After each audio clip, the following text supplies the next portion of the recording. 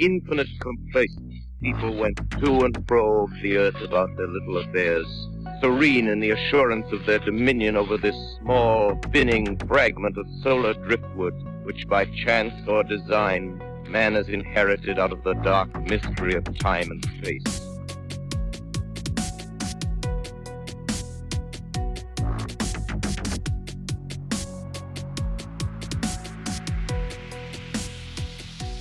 On this episode of Into the Fray, I welcome Nick on with me, and he got in touch. He says, I have several paranormal experiences, and Nick is a part of the Muscogee Tribe, and says that he's got some stories to share from that side of things as well. So I am very much looking forward to this. Nick, welcome on the show. Thank you so much, and thank you for having me. It is my pleasure. So I don't actually really have the list of things that we're going to be talking about, which is totally fine. But Did you want to go in order that they happened or where they happened? However you wanted to start this, Nick, you can go right ahead. Okay. Yeah, I was pretty much just gathering a general plan, and I didn't know what kind of prompts you might have had for me. So I pretty much just approached everything with an open mind, and I just play by ear. But my general plan was gonna basically tell you about all of the things I grew up around and how these types of things like social or cultural influences that kind of have informed my understanding of anything paranormal. Basically, I grew up part of the Muscogee Tribe, has been said, and part of that mainly was just you grow up hearing a lot of lore and some stories and stuff that were some of them are experiences, some of them are experiences that were relayed maybe several people down the line or whatever, and you don't really know what to believe, but there's a lot of stuff kind of ties together, and like I said, just informs the rest of the things you hear about.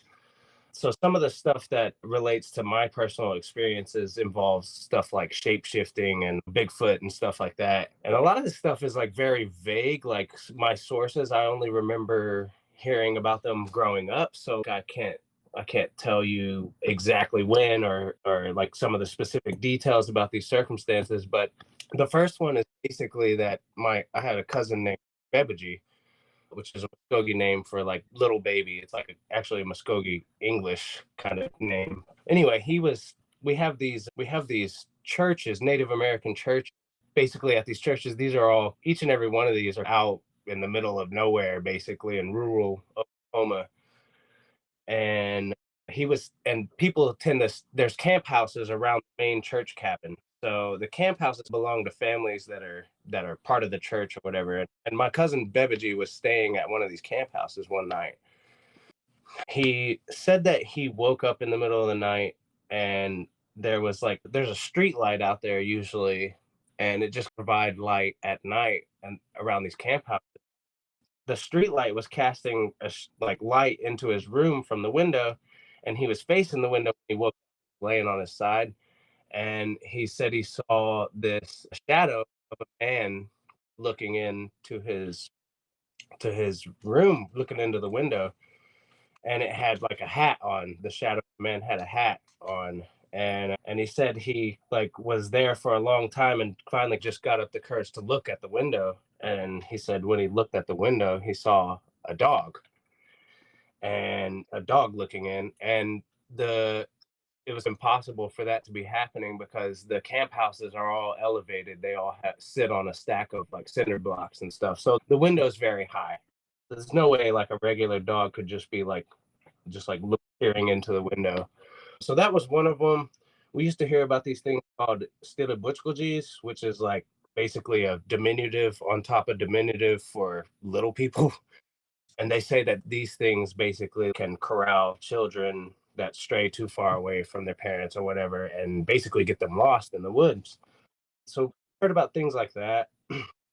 I didn't hear too much about Bigfoot growing up, but once I actually started investigating or hearing about Bigfoot and kind of the things that I've seen on the internet and from paranormal shows and stuff like that, I started to gain an idea of how these things operate or what you typically would experience stumbling across these things.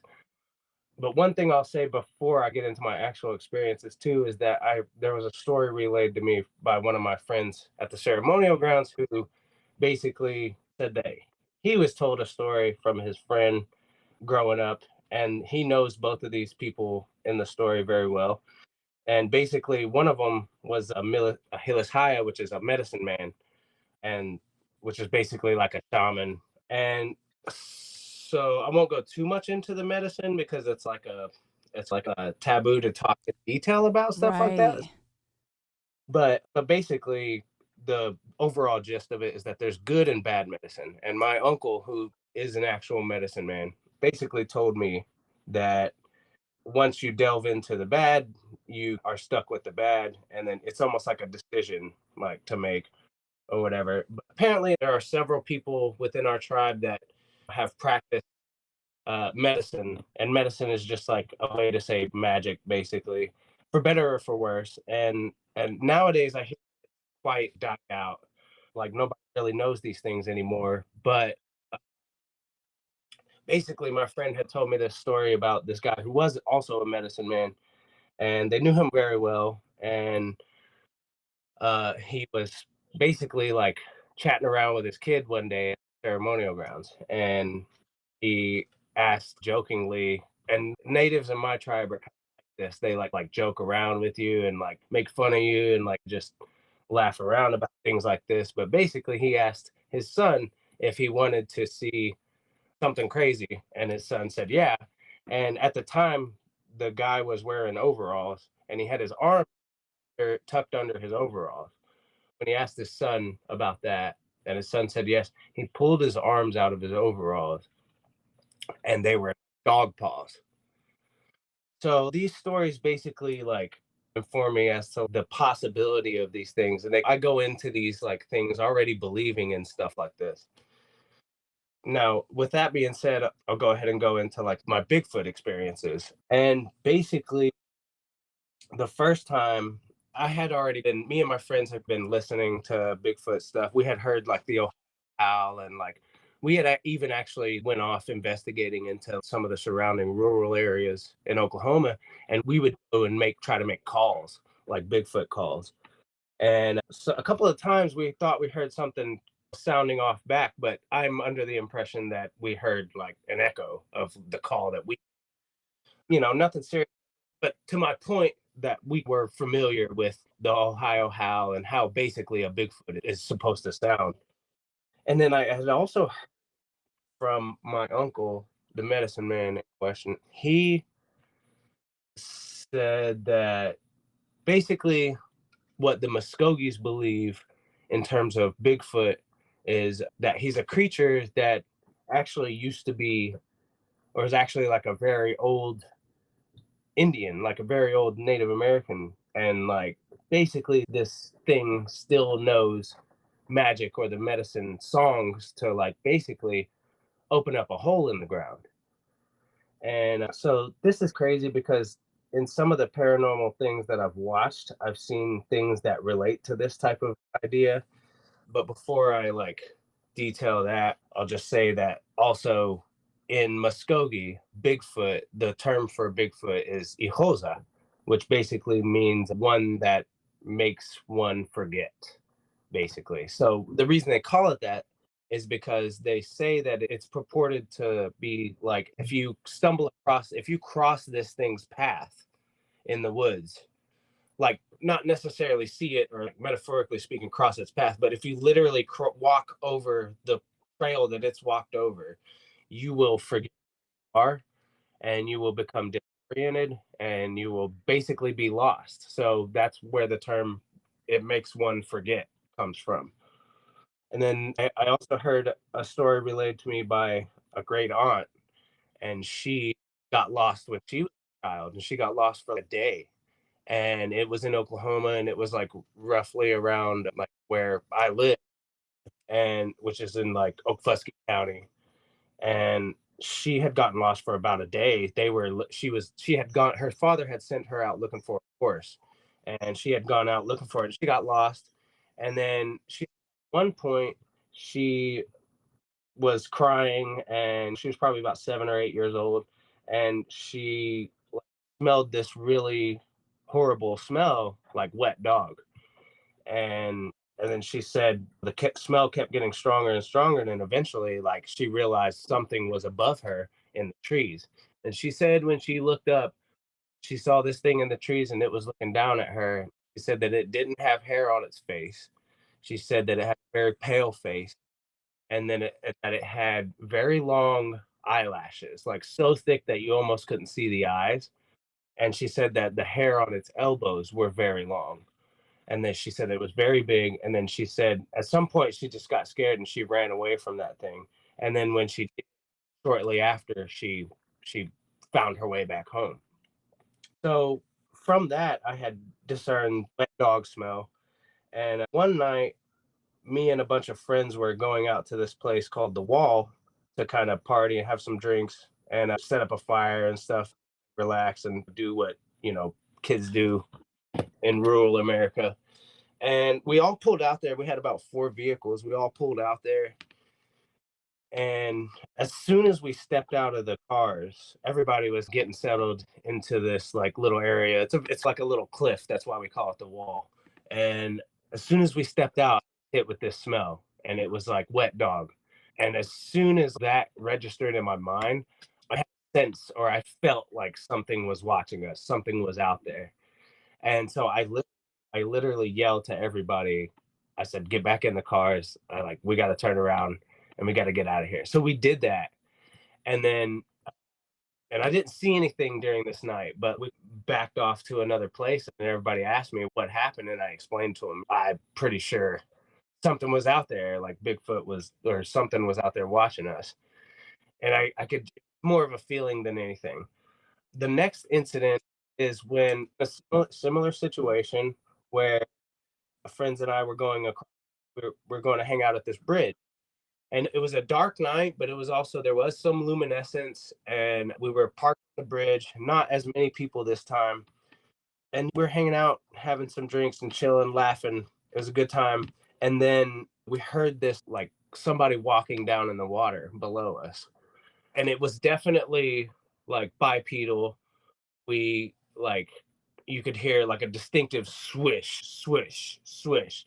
And it would, like, we could pinpoint based on what we were hearing, we could pinpoint where it was, and we could see where it was, but it was like just a very particularly type of murky darkness that we couldn't see anything specifically. We could see there was something, but it was just so dark that it was like, couldn't verify what quite exactly you were seeing, and you couldn't really make any certain definitive form out, but we had to be looking right at it. And you could see the reflection of the moonlight off of the water, but you just couldn't see exactly what it was. And it stopped. So it stopped right in the middle of this river, the North Canadian River. And we were looking at it forever, and we were just like in awe and stunned. And then eventually it continued walking across the river, and we never saw like what it was exactly. We know we must have been looking right at it. And it sounded huge. And that river is pretty deep in that area. So it was like there's no way that something could really walk through there without being submersed. I would have to say that it was something like that. It was a Bigfoot, or it was something like that, and it was huge. So now the incident comes after I heard about, there's a ceremonial ground in Oklahoma. So our tribe is broken into a confederacy of several smaller tribes, and these are ceremonial grounds basically. So there's a ground that they reported to hear and see something like a Bigfoot out there, and the ceremonies always happen at night. So we danced throughout the night, and apparently I'd heard about this little girl who was at the ceremonial grounds, and while they were dancing and stuff, and the adults are always setting up camp, doing whatever they're doing, this little girl trailed off from the ceremonial ground, was playing around and got lost in the, not really lost in the woods, but on the outskirts of the ceremonial ground. And she came back, like they got worried about her because she didn't return for a couple hours at least. And then when they finally saw her, she wouldn't speak. And then they said that she spoke like a day later. Like a day later, it took her to recollect her like faculties, basically. And I don't know how old the girl was. I don't know who the girl was. I heard this relayed to me by several ceremonial members who were at that dance. And apparently, she had seen something large and black outside of the ceremonial grounds, like just outside, like in the woods, in the trees. And I heard about that. And then several days later, it was near my birthday, so I had fireworks and I was going out by that ceremonial ground. There's an old iron bridge out there. And me and my friend Blaine were basically going out there just to mess around. We were driving around. We had a firework, and like I said, we set it out. We made it out to that bridge. We parked, killed the truck, went out to the middle of the bridge, set my firework down, and then I lit it, and it shoots up into the sky, and it was a really loud report. And as soon as it went off, we heard this loud, long howl, like a screech or like a howl. And it was like in our minds, like we had already known, like I said, we were already familiar with the Ohio howl and stuff. We knew what that was basically. And as soon as we heard it, we bolted to the truck. And so, like, when we drove off, and I would say from the sound of that, the tone of that, like scream or whatever, it sounded angry. But anyway, we took off that night, and that pretty much is about the extent of my like Bigfoot experiences. But I will say that on the note of my uncle saying that this thing had the magic to open up portals in the ground, basically, I was watching one of the newer seasons of Unsolved Mysteries on Netflix, and I saw this episode about the Navajo Rangers. They were investigating this lady's property out in New Mexico, and she had a security camera pointed on her house and her front yard at night. And there was like a pool, and there was a street light kind of illuminating the area. And then the shadow cast by the pool created like this little, like a good sized shadow. And this thing comes out of that shadow and it is almost like hopping over the pool or trying to go off in another direction before I guess it decided that it didn't have enough room or shadow or that maybe it knew that it was on camera or something. And it leaps back down into this shadow. And that just instantly just brought to my mind like the thing that my uncle said about this thing being able to open up portals in the ground or holes in the ground. So that's that. I had another set of experiences in Okinawa, Japan, and I was in the military. I was in the Marines, and I had gotten really stressed out at the time. I was like away from home for more than like a year. I was going through stress at the time, so I couldn't really verify a lot of that was happening. I didn't know if it was just my own stress or if it was like something stress related. But basically, one night I was traveling from our headquarters building back to our barracks, and Okinawa was like the bloodiest battle for two. And if anywhere is haunted, it's going to be that place. But basically, I was walking these bushes, and the wind picked up, and I swear I heard whisper my name, and it seemed to come from those bushes. And but it was also could have been like I like vouched that it could have totally been like the wind. And I could have been just like I said, really stressed out, and that could have caused me to hear something that wasn't there. But are a couple of nights where one day I woke up and my roommate was basically like asked me if I knew my native language. And at the time, I didn't. I had to learn my native language like through the tribal college later, years later, and I know it now. But at the time, I didn't. I knew keywords, I knew like animals and like common items and stuff. But he asked me if I knew language, and I said no, not enough to. And I said why? And he said because you, at some point in the middle of the night last night, sat up, bolt upright, and started yelling in like this old archaic language sounded like. And he said basically like it sounded like verbally reprimanding somebody. And it was very loud. And he was like, it went on for about 30 seconds. And then he was like, and then you just went back to sleep. And I had no recollection whatsoever. But around the same time, I had this incident where I was trying to go to sleep for whatever reason, I had the day off and I was trying to sleep during noon, which some of the Marines come back to the barracks from their respective workplaces. And my roommate, and when he left to go to work, I was like halfway asleep. And when he left, I distinctly remember him locking the door. Maybe 5 minutes later, I heard the door unlatch, and I didn't hear it unlock. I heard it unlatch. And so I shrugged it off. I went and shut the door and locked it. And then I heard it unlatch again, maybe 5 minutes later. Now, I do recognize that I was probably in this half sleep, half dream state. And, but when that second time, when it latched open, I heard it, I knew something was off. And I probably to some extent registered that I was in some dream state. And anyway, my room turned into the hallway, and it was this large exit sign at the end of it. It was red, and it red lit the whole hallway, and it was dark. And it was during the middle of the day, so it shouldn't have been dark because there's plenty of natural light filtering in from the windows of the barracks. But anyway, there was this guy mopping down the hallway with his back to me, and he was coming towards me with his back to me, mopping the deck. And when he got really close to me, I was like watching horror, and he turned around and looked at me, and it was a Japanese guy, and he smiled at me, and it was a very creepy, very eerie feeling, and I ended up waking up after that. One more thing that happened during this time was I had a dream, and it was like a sleep paralysis dream. My roommate was in the room at the time, and it was, I don't know, probably midnight or so.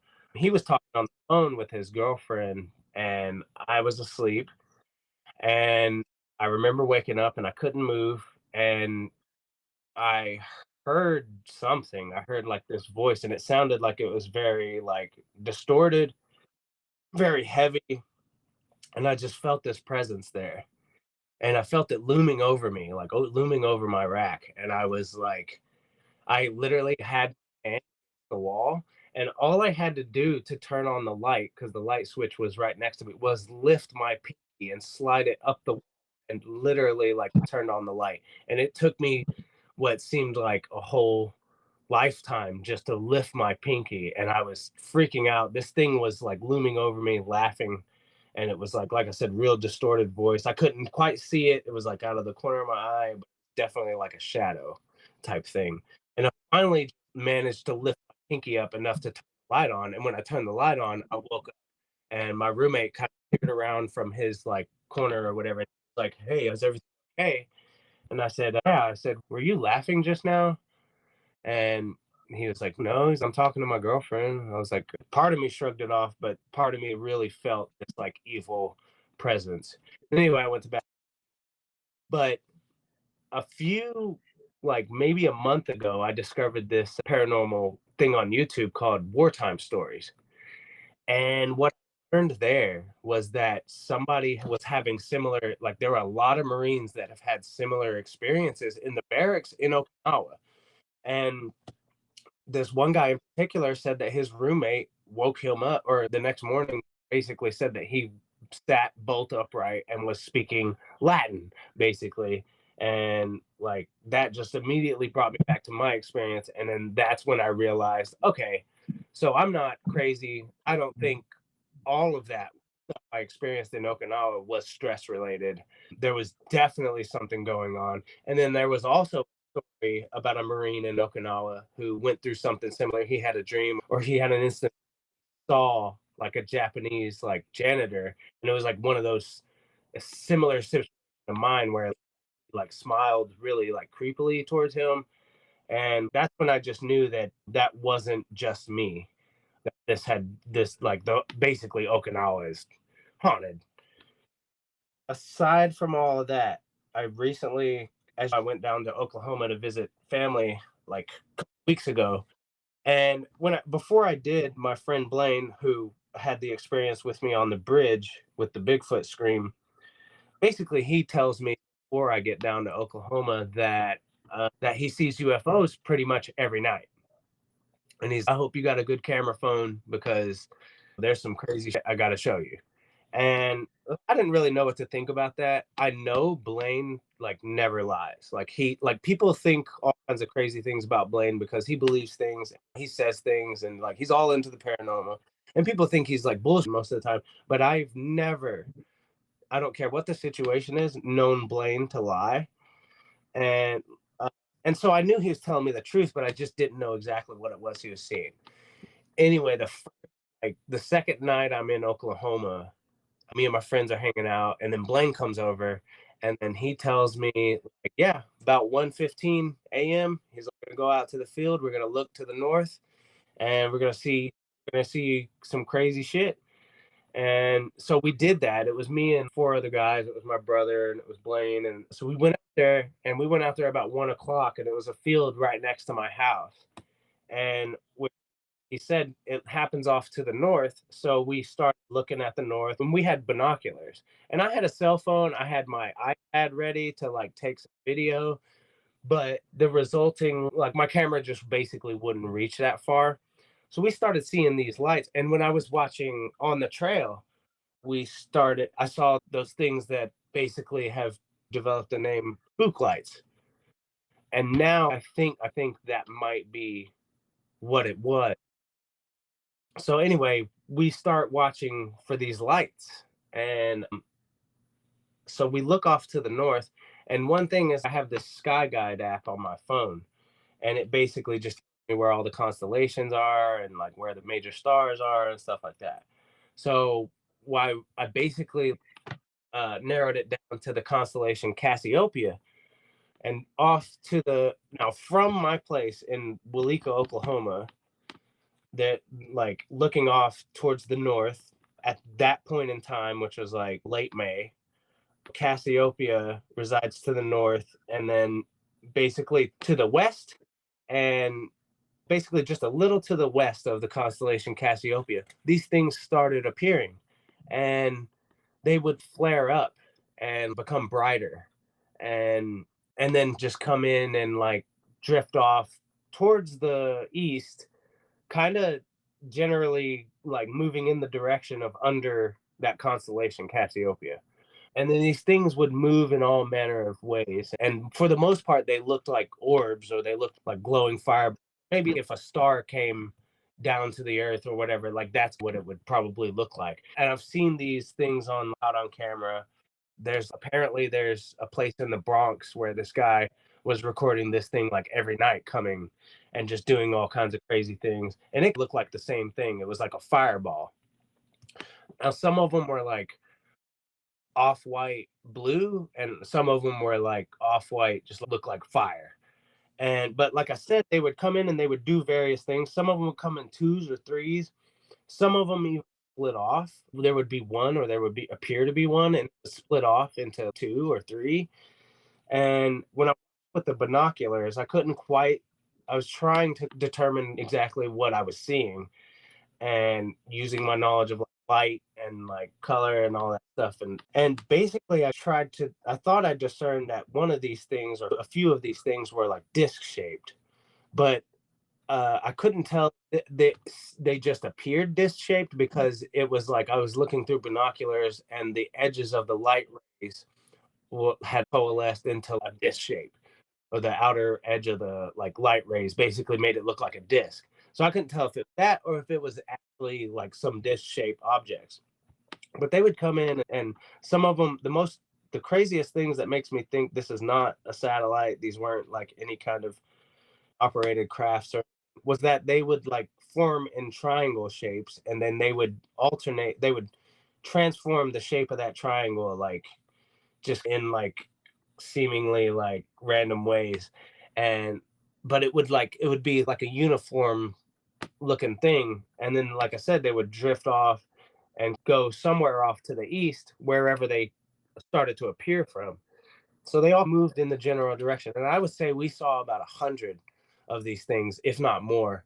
I say 100 because there's probably more, but that's a safe number. So we watched them over the course of like a couple hours, and we stayed up pretty much until 4 o'clock in the morning, and we went to sleep after that. But it was like we were watching these things for quite some time.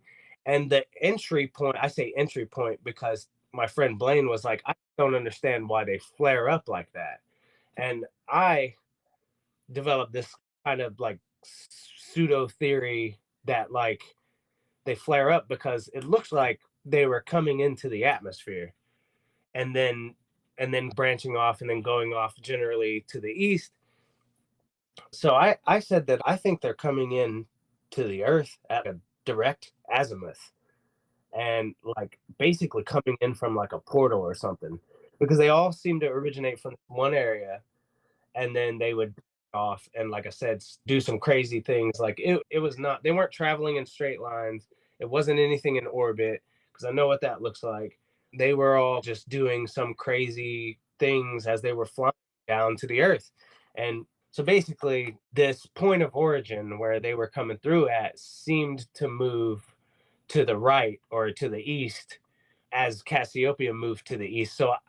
So what I think is that we were spinning, the earth was spinning, and we're moving. That point of entry wasn't moving. This is just a theory of mine. And that point of entry wasn't moving, and they're still just coming into the earth at a direct azimuth. So I think they're coming from some type of wormhole or portal or something. And then Blaine said it happens every night. He said he sees it every night. He goes to watch it every night, basically. And so it makes me wonder, what the hell are these things doing? Why are they coming to visit in the stealth of the night? And I just basically, I don't know exactly what they are. I have my own theories, and I just, based on all of these things that have happened to me throughout my life, like I just know that it's something more than something man operated or a satellite or anything like that. Now, did you guys try to interact with them at all, or has Blaine ever tried to do that? No. So I haven't. He hasn't ever said that he's interacted like that. I didn't even think to ask him, because I've heard of CP5s or whatever. Like the C5, yeah. Oh, CE5, yeah. Hey, close enough. I know what you're talking about. Yeah. So like we didn't at all. And I think the reason is because I think we felt like it was too far away, because they were so far, it was so far like to the north. And to me, that's what made me think also that they were coming into the atmosphere, was because they were so far away. So no, to answer your question, we didn't try to initiate contact, or like we were just observing. That is pretty wild that you could at least ascertain some kind of a shape from them. Yeah, and that was only through looking through the binoculars. Yeah. And like I said, I know that it could have just been the way the light was like revealing itself to me that made this like disc-shaped looking thing. Right, or the way it moved. Yeah. So that's pretty much the extent of everything I've experienced, outside of having just eerie feelings. Like I said, when we pulled up to the wall on that occasion, and then we got out and immediately smelled this just heavy. And if it weren't that heavy, I wouldn't have automatically jumped to, oh my God, something's out here, because maybe it was just a wet dog or a dead dog or something like that. But it was strong. And it was like so overwhelming that I was just like, no. And it was that in conjunction with the feeling that something was out there.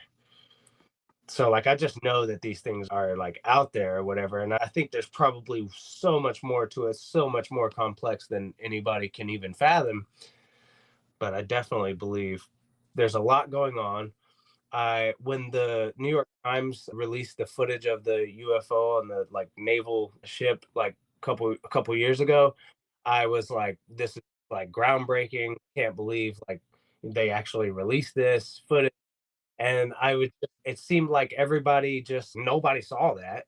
And everybody just ignoring the fact that we're being visited by extraterrestrials. And it's like part of the reason why I'm so interested in this is just because I feel like there's so much more to the life that we're like living on this earth.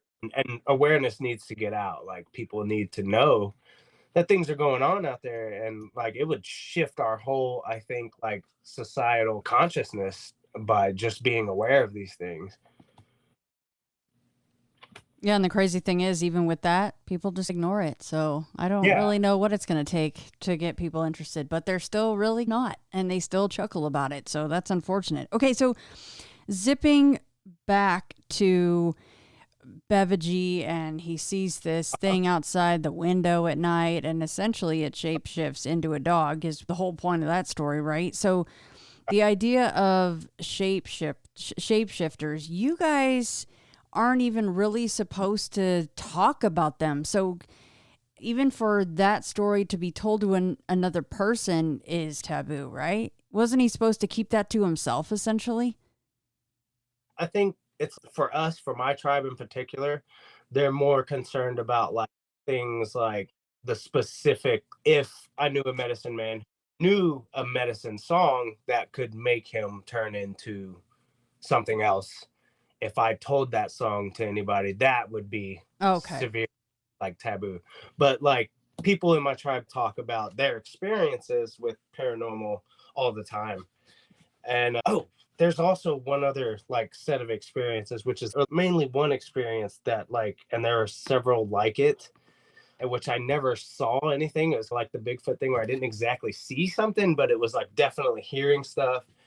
So in my tribe, the most common animal for a bad medicine man or whatever, what like a lot of people in the Apache tribe or whatever would call a bruja, or no, maybe not Apache, but Navajo, basically like witchcraft for my tribe is like the most common animal for somebody to turn into is an owl. So people are like deathly afraid of owls in my tribe. And they, you know what owls sound, I'm assuming, but they can get to sounding crazy. And we basically, they make a very specific type of call. And when they make that type of call, it's assumed by somebody in our tribe that like, these are medicine men. These aren't owls out there. This is a medicine man. And I had a friend that basically like would be really good at doing these calls. And we would go out to the Indian churches, these native churches at night, and it's really creepy. Said they're all out of nowhere, really creepy stuff. And he would, me and a few friends, we would like dare my friend to make this call, right? And he would call, and then you would hear one off in the distance. I would say maybe it would start off at probably 200 meters away. He would hear a similar call. And then we'd wait for a little bit. We'd walk around, smoke a cigarette or whatever. And then he would do it. He would make the call again. And then the call would come back, and it would be two of them. And they would be closer. It would be about 100 meters away. And then he would do it again eventually. And then there were at least three or more of these things making calls back to him. And they had all moved within, I would say, within from us and just out of eyesight. So we couldn't really see them. And this is all wooded area. And they started to get to where they were like doing more than just a regular owl noise. It sounded like they were laughing and conversing and talking about it and like just conversing and like chattering and stuff. And so at around that time, we would freak out, and then we'd get in the truck and then we'd leave. So that was a normal once a month Saturday experience or something that we would do. Yeah, that would be definitely extremely creepy to be hearing anything like that, whether it's owls or something else bad. Very creepy sounding. So now, and I know that this, speaking of taboo subjects, you already said you can't say a whole lot about medicine men in general. Right. And if this question is over the line to say, I'm not going to answer that, no problem. I was just wondering, can anyone be a medicine man? Are they born into it? Do they have certain gifts that allow them to be a medicine man? Or is it something that you can learn? Could you become a medicine man if you wanted to? That's a good question. So, like, at least from what I can tell and from what my uncle has told me, because our ceremonial grounds depend on our medicine man to make good medicine, basically. And a lot of these grounds are like losing younger people that adopt this thing. But from my understanding, from what my uncle tells me, it's you have to have a special kind of disposition. You have to be of a sound mind, basically, and like it takes a special person to answer that question. All right, this one I might know you can't answer, but and it might just come down to being a human being and how some people just they're super smart or they have a good idea and they just use it for bad things. What would be the gain for a medicine man to want to go to the dark side with their gifts and not use it for positive things? Again, I don't even know if you can answer that. I can answer it pretty loosely. From what I gather, like the people that do those types of things are like, because it is heard of, people do it apparently, and there's like certain families within the Creek Nation that are like, or Creek, I say Creek because we used to be called Creek and we used to call ourselves Creek, but in the Muscogee Nation there's people that know people who are purported to engage in this type of stuff. But basically the only incentive for that is to, if you got mad at somebody for something or jealous or something, you would put medicine on them and then they would be visited by some paranormal entity, or like they would just have a huge string of like really bad luck. But a lot of things would relate to people seeing something on their property at night and like receiving visitors basically on their property. And it's also like basically just wishing harm upon people, because I hate to say it, but there's like a element of jealousy in some areas of my tribe where like people don't really like seeing people do well off and they get jealous basically. And it's these same, I would say, type of people that like typically like engage in this kind of thing. But yeah, the incentive would be to like basically bring harm or ill will to somebody. So even if something horrible is done, say with your uncle and within your family, if something horrible was done within your family, the second that he uses his gifts and his powers, for lack of a better words or verbiage, Right. to wish harm, even though harm was done to someone in your family, the second he crosses that line, then there's no coming back from that. From my understanding, yes. Maybe there's a little bit of leeway, but from my understanding, it's almost like a black hole type thing. Wow, that is fascinating. Yeah, I recall somebody coming on the show a long while ago and said that essentially one of these quote unquote bad medicine folks had sent in, again, I'll use air quotes, owls to watch the property. That the father would go out and try to shoot these owls that weren't actually really owls. Yeah, no, I've heard of stories like that, like pretty much from a lot of people in my tribe. Yeah. Because, what was the county that you said? Okfuskee County? Is most of that county a reservation or just some of it?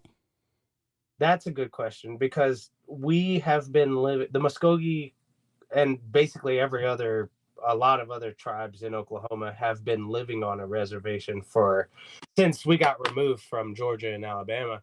And we just recently discovered that, and that was discovered through a court case where this guy basically got away with murder because it was discovered that we were on a reservation. Wow. And we didn't know we were living on a reservation. It was technically a reservation. No, I grew up not believing I lived on a reservation, but I knew about the reservation of the Sioux and everybody, like all the other reservations and stuff. I knew about reservations, but when we always just assumed we weren't on a reservation, but technically we were. So Okfuskee County is within the jurisdictions of that reservation, and now things are like different in terms of like legalities and stuff because of that revelation. That would happen in 2016 or 2017. Oh my gosh, that's so recent. Yeah. Oh my gosh. Yeah. So it was like, so a whole bunch of different kind of things have resulted as a result of that kind of information. The governor, Kevin Stitt, was like trying to give people tickets for having tribal tags and stuff like that, and that was a part of the like whole plan. And I don't know much about the legalities of it, but I just know that for the longest time we all just thought that we didn't live on a reservation, but technically we have. That is wild, right? Yeah. Yeah, there's all kinds of stuff that goes along with that. And then it goes to, is it better from a regulatory sense to have it well known and have the government be part of that, or is it better not to, right? Yeah, because it's like you hear all kinds of crazy things about the Sioux, the Pine Ridge Reservation, and it's like what kind of crazy like economic like catastrophes that brings. It's like and jurisdictional problems. Yeah. Yeah, and then people in power a lot of times will abuse it. So Yeah, therein lies another entire problem. absolutely. Yeah. No, I'd say that's the case probably 90% of the time. Yeah. Yeah, unfortunately. Nick, was there anything else you wanted to add or anything I should have asked you about? No, it pretty much covers it. And if I think of any like tidbits of information, I'll just shoot it over to you. Absolutely. I would love that. No, I love this chat. Anytime that we're talking about shapeshifters and thanks for sharing what you could about the whole medicine man thing and reservations. I know that a lot of that is tight-lipped and I do understand why. So thanks for sharing what you could Right. about that. Yeah, no problem.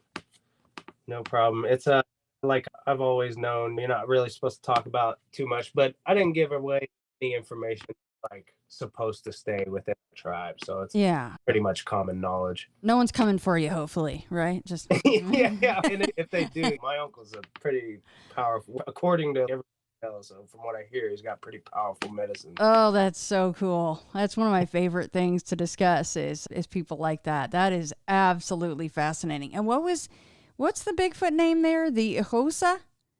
Hosa. Hosa. And they live underground, it sounds, which is amazing. They're just opening up portals and holes and just popping in and out. I love that. Yeah. And then the Muscogee spelling for that is EHOSV, which the V in Whoa. Muskogee vowel. It's a sound. Oh, interesting. Okay. Wow. Hosa. I There's don't- another term for the Bigfoot in my tribe, and actually a couple of other tribes that are like related to us. Like the Choctaws language is similar to ours because we're like a sister tribe. And then there's some Seminole words, and there's two kinds of Seminole Native Americans, and one of them's closer to our tribe, but the other one that lives in Florida, basically their language is similar, more similar to ours than even like our actual neighbor, the Seminole tribe. But basically, so this word I think can be translated in Choctaw to mean the same thing, and maybe even Seminole. I'm not sure. It might be similar, it might be different, but it's basically. And I heard this on some type of paranormal show that I was watching, where this guy he mentioned the Muskogee term for it, and it's Isti. Now he said he butchered it, but he said Isti Chop Chalky, which is how you might read it if you wrote it out in English, but it's Isti Chuptugi is the actual pronunciation, and that would be ESTE. And I always put a hyphen CVP CVKE. It's the Chuptugi, and that basically just means like a long person. Oh, cool. A long person. Oh, that's cool. Yeah. I'm not going to try to pronounce that. I'm going to leave that one alone. I'll let you do that. You just did that beautifully. But I would say long person. That is really cool. But see, I guess no matter what name, though, everybody has for them, it's like you need to have reverence for them and respect for them. And just like that little girl, it took her a whole day just to mention what she saw. It's not usually that great if they're around and kind of watch the kids, watch your wife kind of deal. Don't go traipsing around at the back of the house at night. Yeah.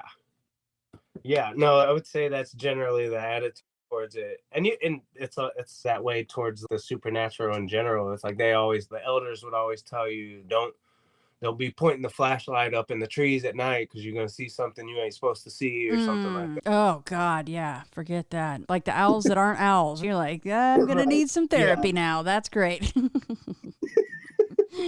Holy crap, Nick! Thank you so much for sharing all this. Yeah, absolutely. Thank you for having me on.